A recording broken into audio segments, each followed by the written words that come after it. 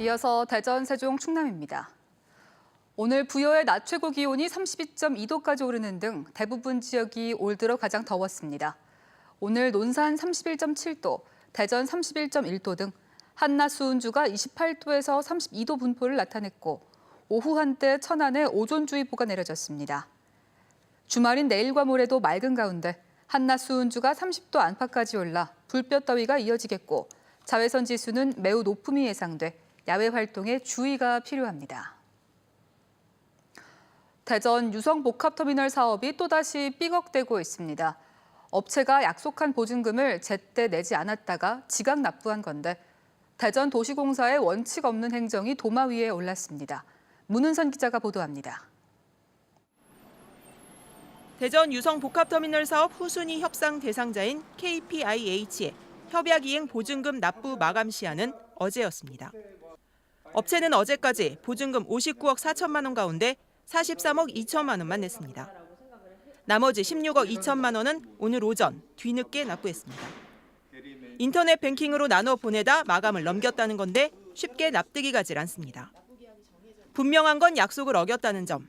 하지만 계약 해지에 대한 대전도시공사의 입장은 애매합니다. 예상치 못한 상황이 발생해서 법률 자문을 지금 신청한 상태고 이것이 법적으로 어떻게 유효한지 유효성 검토를 진행 중에 있습니다. 공모 지침에는 이행 보증금을 안 내면 계약을 해지할 수 있도록 돼 있습니다. 우선과 대기업 상황이면 이런 결정 못 내리시잖아요. 그렇겠죠. 송사에 의해서. 도시공사가 사업 추진이란 목표에만 치중해 원칙도 없이 업체에 끌려다닌다는 얘기가 나오는 이유입니다. 설령 협약이 유지된다고 해도 60억 원도 안 되는 보증금도 제때 못 냈는데 6천억 원이 들어가는 대규모 사업을 앞으로 문제없이 끌고 갈 수 있을지도 의문입니다. 터미널 공영 개발로는 더 힘을 얻게 됐습니다. 대전시장 선거에 출마한 더불어민주당 허태정, 자유한국당 박성효, 정의당 김윤기 후보는 터미널 기능을 중심으로 공영 개발을 해야 한다는 입장입니다. 바른미래당 남충희 후보만 투명한 절차와 시민 합의를 전제로 민자 공모 쪽입니다. 유성구 구암동 일대의 터미널과 BRT 환승센터, 판매시설과 오피스텔 등을 짓는 이 사업은 지난달 재무적 투자와 책임 준공을 전제로 도시공사와 KPIH가 본 협약을 체결했습니다. 유성복합터미널 건립 계획이 처음 나온 게 지난 2009년입니다.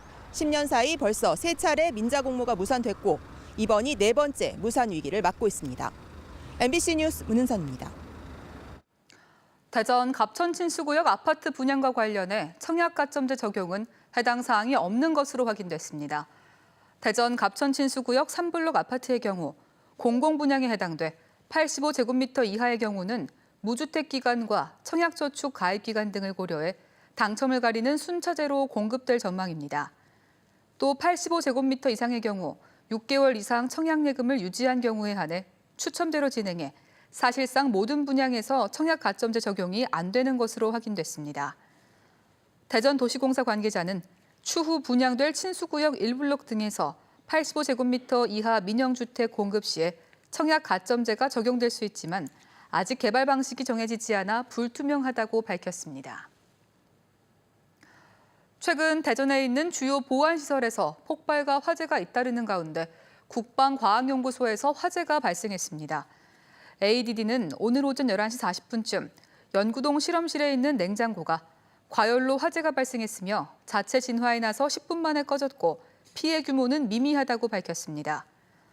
대전에서는 올해 들어 원자력연구원 화재를 비롯해 한전 원자력 연료 폭발, 국방과학연구소 폭발, 하나방산 폭발 사고 등 크고 작은 사고가 속출해 시민들이 불안해하고 있습니다.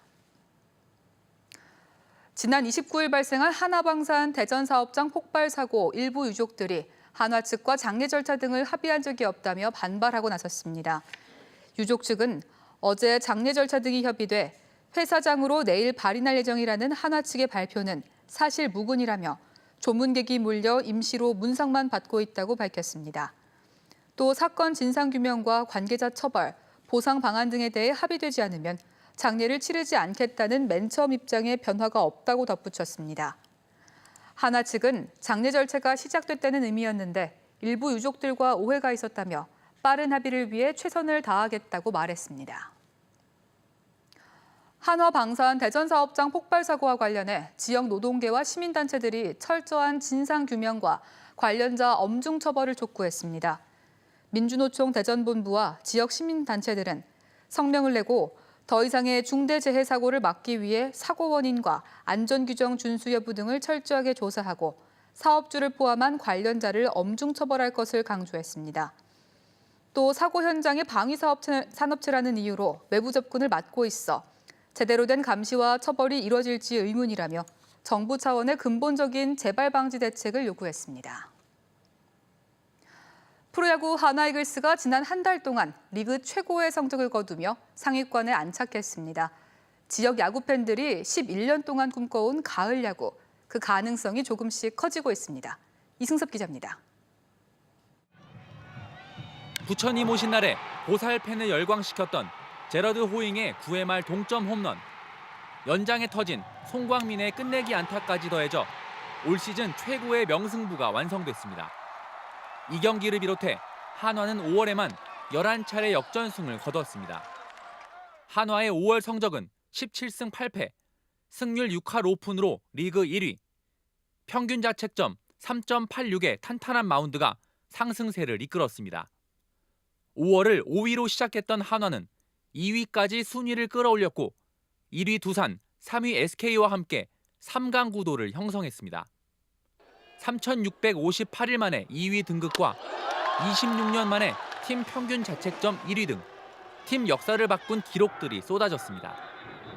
한화의 뒷문을 지킨 마무리 투수 정우람은 5월 한 달 동안 1승 11세이브, 평균 자책점 0.77을 기록해 KBO가 선정하는 5월 MVP 후보에 올랐습니다. 한화의 6월은 다소 험난한 일정이 기다리고 있습니다. 앞으로 3주 동안 최근 상승세를 타고 있는 LG와 SK, 두산 등을 연이어 상대합니다. 선발 투수들의 안정과 베테랑 야수들의 체력 관리가 상위권 수성의 과제입니다. 5할에서 플러스 8까지 지금 만들어 놨단 말이에요. 그 여유를 가지고 한영덕 감독이 좀 큰 그림을 그리면서 운영을 한다라고 하면 현재 분위기로 봐서는 가을 야구로 충분히 가능할 거라고 봅니다. 올 시즌 프로야구가 어느덧 전체 일정의 3분의 1 이상을 소화한 가운데 지역 야구 팬의 11년 수건인 한화의 가을 야구가 조금씩 현실로 다가오고 있습니다. MBC 뉴스 이승섭입니다. 오늘 아침 6시 10분쯤 예산군 예산읍의 한 편의점에서 26살 정모 씨가 흉기로 여성 종업원을 위협해 현금 5만 원을 빼앗아 달아났습니다. A 씨는 범행 직후 대전으로 달아나려고 예산 종합터미널로 도주했지만 출동한 경찰에게 범행 20분 만에 검거됐습니다. 보령 해양경찰서가 비자 없이 국내로 들어와 선원으로 불법 취업한 러시아 국적 노동자 A 씨 등 2명과 고용주 B 씨를 검거했습니다. 해경 조사 결과 A 씨 등은 러시아가 사증 면제 협정을 맺어 비자 없이도 한국에 들어올 수 있다는 점을 악용해 불법 취업 활동을 해온 것으로 알려졌습니다. 해경은 러시아 국적 노동자 A 씨 등 2명을 대전 출입국 관리사무소에 인계하고 고용주 B 씨를 출입국 관리법 위반 혐의로 입건했습니다. 영유아 사이에서 유행성 눈병의 일종인 유행성 각결막염이 유행하고 있어 주의가 필요합니다. 질병관리본부 조사 결과 지난주 유행성 각결막염 환자 수는 외래 환자 1,000명당 22.7명으로 최근 6주간 연속 증가했는데 특히 6살 미만 영유아 환자 수가 72.7명으로 가장 많았습니다. 보건당국은 유행성 각결막염이 해마다 가을까지 유행이 이어진다며 개인 위생 관리에 주의를 당부했습니다. 충청 산업문화철도 건설을 위한 서울시립대 산학협력단의 사전 타당성 조사 연구 용역이 시작돼 내년 3월까지 진행됩니다. 이번 연구 용역에선 보령, 부여, 청양, 공주, 세종 5개 시군을 연결하는 노선별 시설 계획과 경제적 타당성 분석, 열차 운영 계획과 역사 위치 등 기술적 검토를 하게 됩니다. 충청산업문화철도는 경부선과 호남선 등 기존 남북철도망과 연계해 89.2km 구간을 동서축으로 잇는 사업으로 현 정부 국정운영 5개년 계획에 포함됐습니다. 지난달 소비자 물가지수가 지난해보다 1.5% 오른 가운데 대전과 충남은 전국 평균 상승률을 약간 웃돌았습니다. 통계청은 지난달 대전과 충남의 소비자 물가지수는 지난해 같은 달보다 각각 1.7%, 1.6%가량 올랐다고 발표했습니다. 농산물 가운데 채소류 가격이 13.5% 오르면서 밥상물가 고공행진을 견인하고 있는 것으로 분석됐습니다. 하지만 통계청은 닭, 돼지고기, 달걀 등은 지난해보다 가격이 많이 내려가 전반적 물가는 안정세로 볼 수 있다고 밝혔습니다. 논란을 거듭하던 내포 신도시 고형 폐기물, 이른바 SRF 집단에너지 시설이 사실상 불승인돼 다른 에너지로 전환될지가 관심입니다. 지금까지 대전이었습니다.